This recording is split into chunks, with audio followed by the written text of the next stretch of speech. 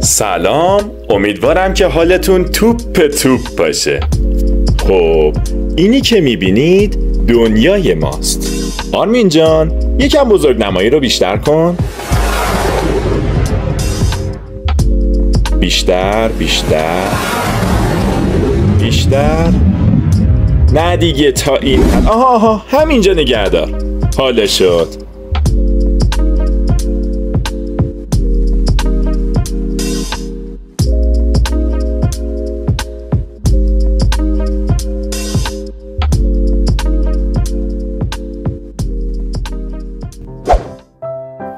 ایشون که تو تصویر میبینید از نوادگان حکیم جرجانی هستن. بیا برو بچه جون، بودو بگو بزرگترت بیاد.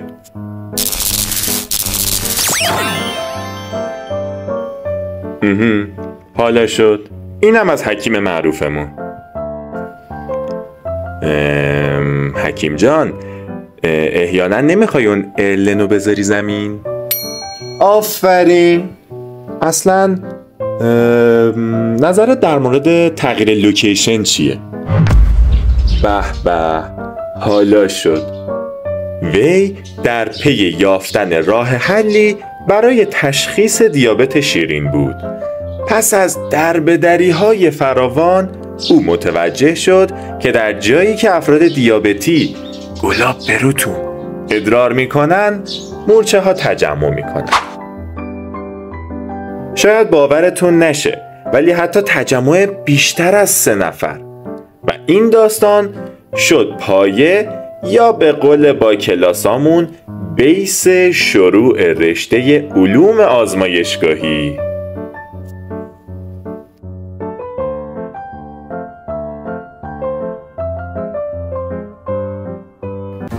بیایید اول با هم بریم یکم از حواشی کارآموزی رو با یه زاویه متفاوت ببینیم.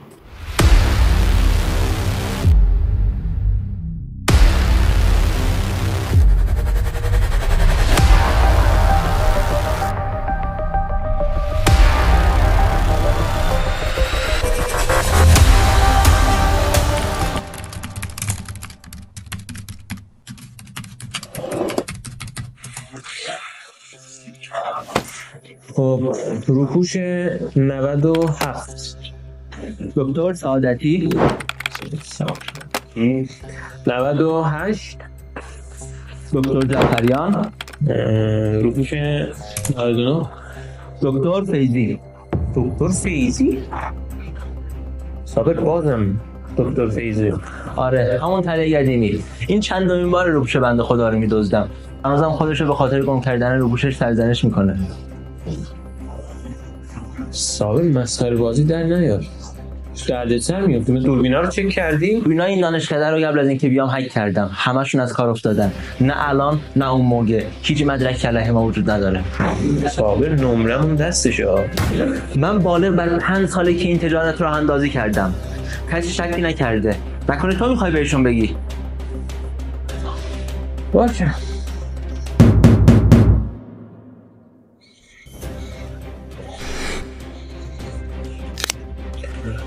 صابر این که مثل در میزنه باید رو شار دخنم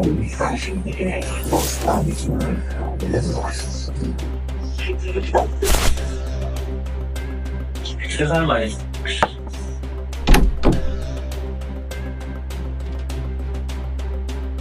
آقای احمدی؟ بله خودم بفرمایید. پلیس هستم از اداره یادگاهی. شما بازداشت هستید. باید برای رئیس توضیحات همراه ما تشریف بیارید. صبر کن ببینم. میخوام جناب مشکلی پیش اومده؟ شما دخالت بکنید. صبر کن ببینم. واسه چی منو دستگیر می‌کنید؟ شما مزاحمت تلفنی ایجاد کردین آقا. مزاحمت تلفنی؟ صبر کن یه لحظه. من مزاحم کی شدم؟ خانم دکتر قاسمی.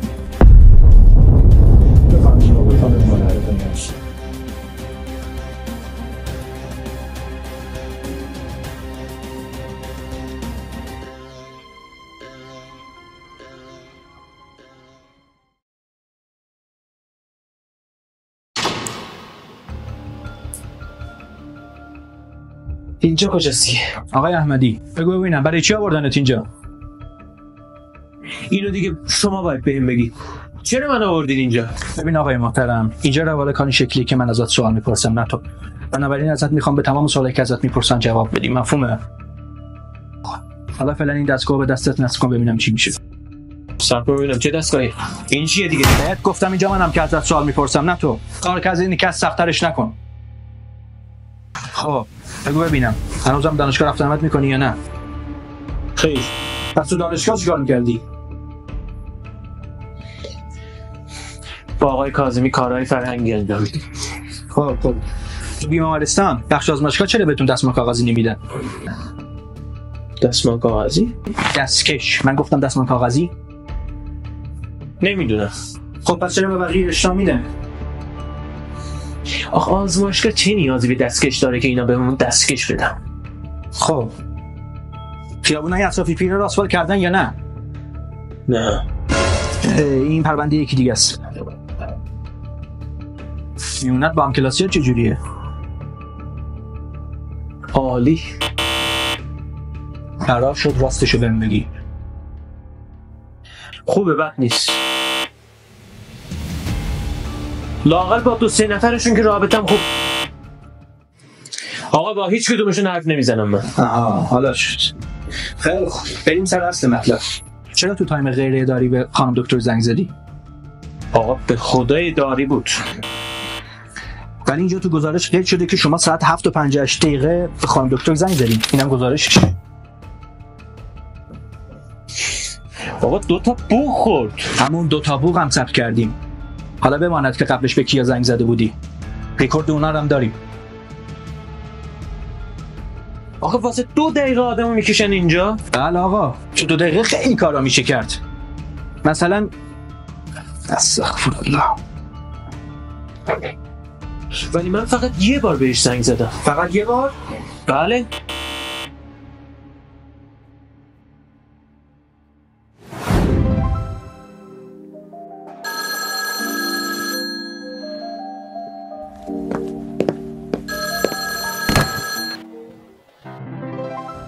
نکنه گروهی ایمنی رو میگی؟ احسنت. بابا اون واسه آموزش بود. به هر حال خارج از تایم اداری بود. خیلی خوب. حالا بهمون بگو چرا به خانم دکتر زنگ زده بودی؟ بابا مسئله مرگ و زندگی بود. قرار بود منو بکشن. ما هم نمیتونستیم تو تایم خارج از کارآموزی بریم کارامون انجام بدیم. منم مجبور شدم بهش زنگ بزنم. بچه‌ها تاکید میکنم به هیچ عنوان اتیکتاتون یادتون نمیره. بیمار و کادر باید بدونه که شما دانشجوی علوم پزشکی هستین. رو ساعت ورود و خروج خیلی حساسم، مخصوصا ساعت خروج. ببخشید استاد اگه مریض بشیم چی؟ عزیزم اسرائیل هم بیاد باید بمونی. بله. به هیچ عنوان با بیمار درگیر نمیشین، با کادرم درگیر نمیشین. حواستون باشه. این هم شماره منه. هر موقع، هر جا، هر کاری با هم داشتین تماس بگیرین. استاد هر موقع؟ بله هر موقع.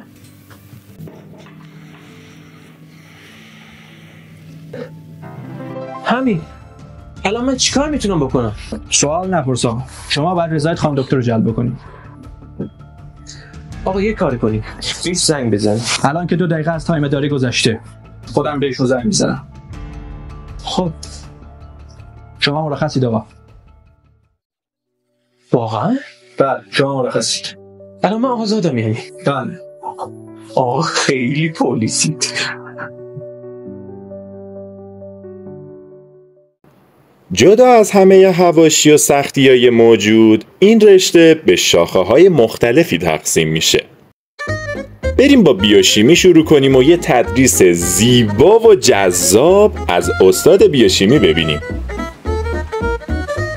ای بابا دوباره این استاد جدیده نیومده که. اب نداره.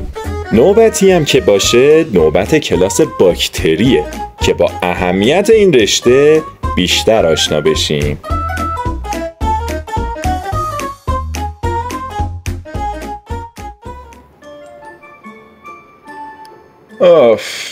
من که آخر سر نفهمیدم برای ارشد چی بخونم.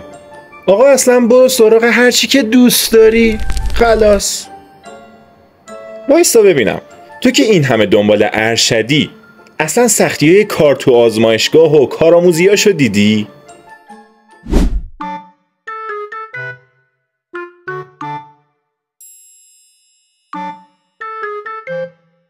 استادمون گفته بود به صورت دورانی بکشیم.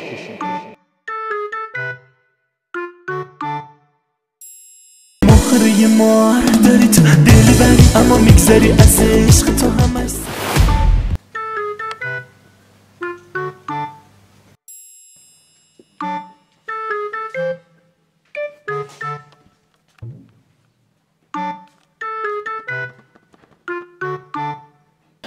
اول دست که شما بپوشم.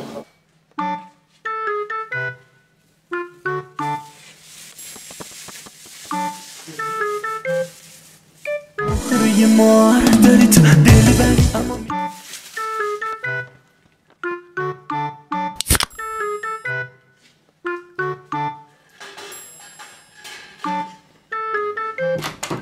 به عزیزم بفرمایید املت. چی خوب؟ مگه گره نبود تو آزمایشگاه میکروب چیزی نخوریم؟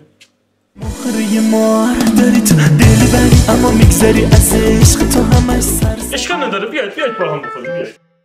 وایسا ببینم با چی درستش کردی؟ روغن نداشتیم که. اینو روغن به این خوبی تو آزمایشگاه، روغن ایمرسیون.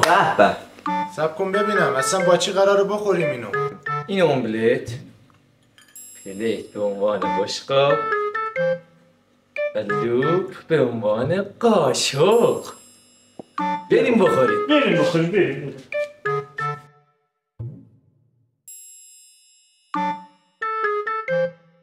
باز دوباره تک و تنها خارج از نگاه دون. آفرین کارآموز عزیزم، واقعا بهت افتخار میکنم که حباب اوت کردی. سلام.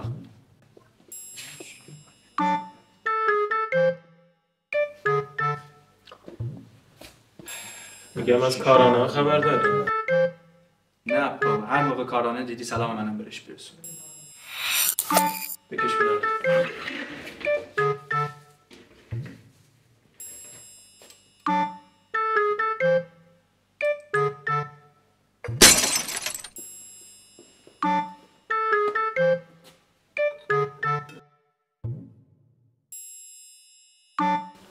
با دست؟ آره با دست. نگران نباش، کار در میاد.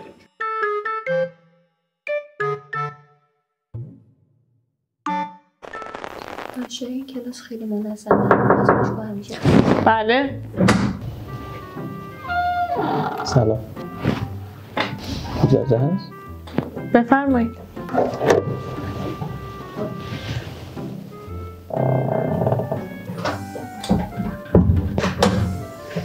امروز دیدم شده. اگه اجازه بدین من داوطلب بیایم از من بپرسید. عجب. بفرمایید بشنید. مرسی. سلام کنم دیدم.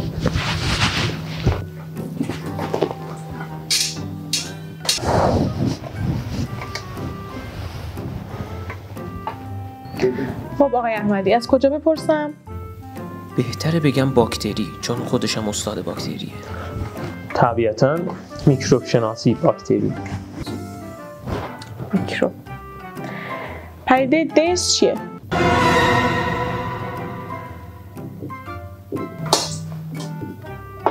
دنس؟ دنس. دنس؟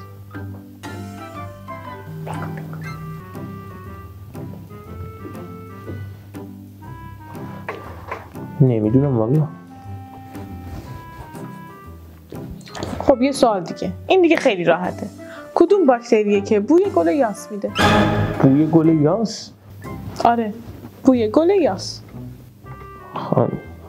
خانم دکتر آخه این سوال واقعی، یعنی بوی گل یاس میده باکتری؟ وای. نمیدونم والا. خب یه سوال راحت تر. با کدوم چسبا لام رو دائمی میکنن؟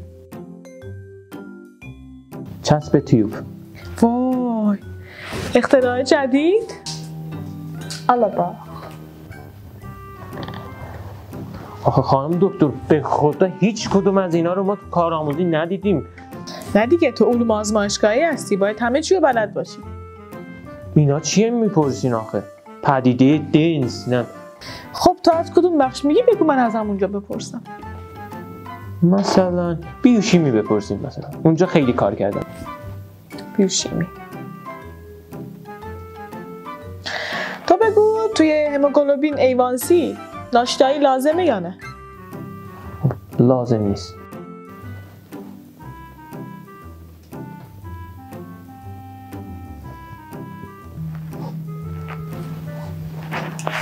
حتما جوابم اشتباهه که اینجوری نگاه میکنن. آره لازمه.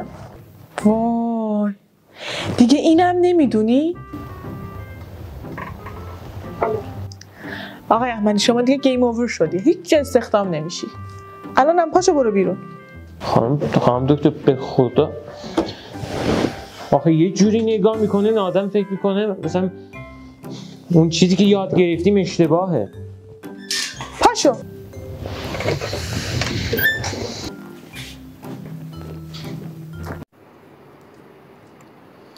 خدایی از حق نگذریم، یکی دیگه از درسای شیرین برای بچه‌های به اصطلاح علوماز خونشناسی و هماتولوژیه.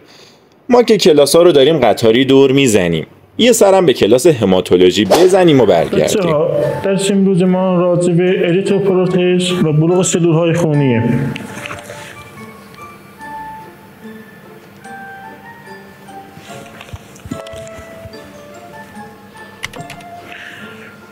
بچه اگه یادتون باشه استپسل ها تبدیل می شدن به پروژنیتر سل ها و اونم به رده های پایینتر تقسیم می شدن و در تمایز لنفوسیت به سید مارکر های 19 و 20 نقش داشتن.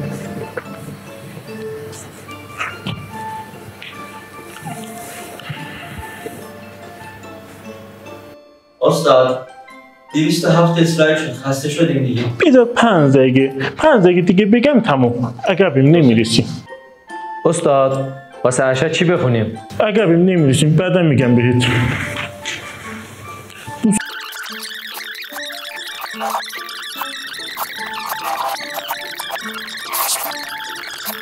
یا علی چرا کلاس تموم نمیشه؟ برید ادامه جشن که این کلاس حالا ادامه داره.